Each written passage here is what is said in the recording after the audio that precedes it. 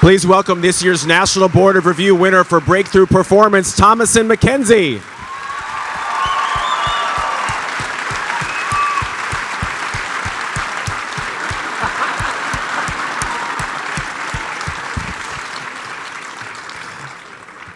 Welcome, Thomasin. Hi. Okay, so I saw Leave No Trace, almost a year ago now, and then I met you at the Cannes Film Festival, and I just about fell off my chair when you started talking with your thick Kiwi New Zealander accent, and I just couldn't believe it. And I'm so excited for the audience now to hear how you actually sound. So no pressure, or not to make you self-conscious at all. But, at this young age, had you already studied a lot of different accents? Had you studied an American accent, or was it something that you specifically learned how to do for this movie? Yeah, I'm from New Zealand, and I had probably been doing accent coaching sessions for a couple years before I even got the audition for Leave No Trace, because it's you don't want to be doing American auditions with a thick Kiwi accent where the casting directors probably can't even understand what you're saying, so I hope you all can. Yes. So yeah, I'd been doing it for a while beforehand, and then when we started filming Leave No Trace, and during the rehearsal period, I worked with an excellent accent coach, Mary McDonald-Lewis, and yeah, it was great. I watched my audition for Leave No Trace a little while ago, and my accent has come a long way.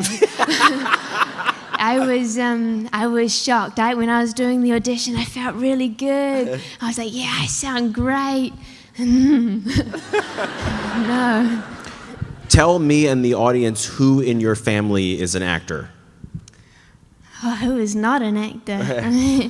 My mum, dad, sisters, brother, my grandma, my granddad.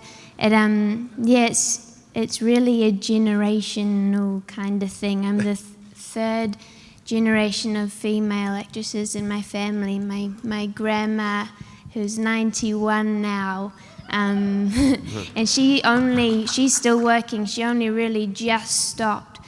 She was made a dame for being a pioneer for female women on screen and on radio in New Zealand. Was it almost like not even a decision for you to become an actor, or was it something that you really thought from an early age when you saw your family doing it, I've got to do it? I think it definitely was a decision. I honestly did not want to be an actress when I was younger, and my family, my mum and dad had always made it really clear to me that acting is not an easy job in comparison to other jobs. It's amazing, but it's it's not an easy job. A lot of the time you're very vulnerable on screen. There's if you're telling true stories, there's a lot of pressure to get it right. If you're telling important stories, there's a lot of pressure to represent the stories of the people, represent the people you're telling the stories about well. So I always knew that. When I was 13, I did a New Zealand film called Consent, which was a true story about a lady called Louise Nicholas. And she was raped by a group of policemen when she was 13. And I played the young Louise. And coming out of that experience, I had the realization that acting, it's not just putting on a performance, it's not faking, it's being, it's sharing true emotions, and it's an opportunity to make a difference and to tell really important stories. Absolutely.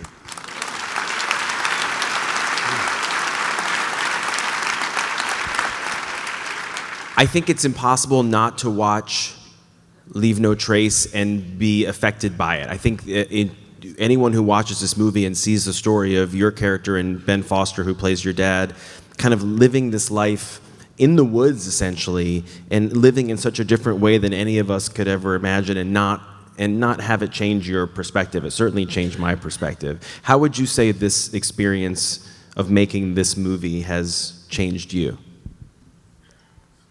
I think I think it's changed how I look at acting. I'm a big believer that, like I said before, acting is being, it's not acting. And because it's such a naturalistic film, it was important that it didn't look like we'd spent days rehearsing all of the scenes. It was important that it felt as true and raw as it possibly could.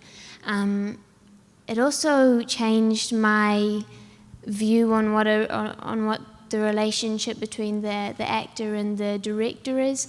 Deborah Granick, who directed Leave No Trace, who is an incredible director and a real advocate for female directors, she was incredibly collaborative and really generous in getting to the final product. She knew what kind of film she wanted it to be.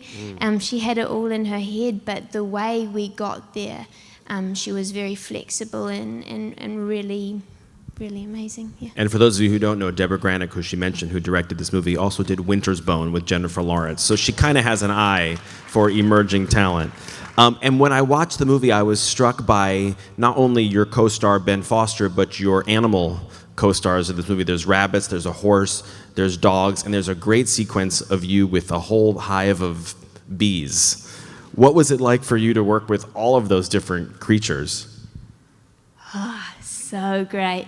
Can't even put it into words, but yeah, it was really beautiful working with Susan, the beekeeper who is in the film. She was amazing and very generous in introducing me to all her little friends who had the power to kill me if they wanted to, if I posed any kind of threat to them. But it's a really strange, empowering feeling standing in front of a colony of bees and smelling them and feeling their warmth and hearing them, and yeah, it's amazing. I've said amazing so many times. I'm trying to think of other words, but if you ever get the opportunity to work with bees or to, I don't know, do it. Yeah. You're way braver than I am, and guess what? I think you're pretty amazing. So Thomasin McKenzie, everybody, thank you so much.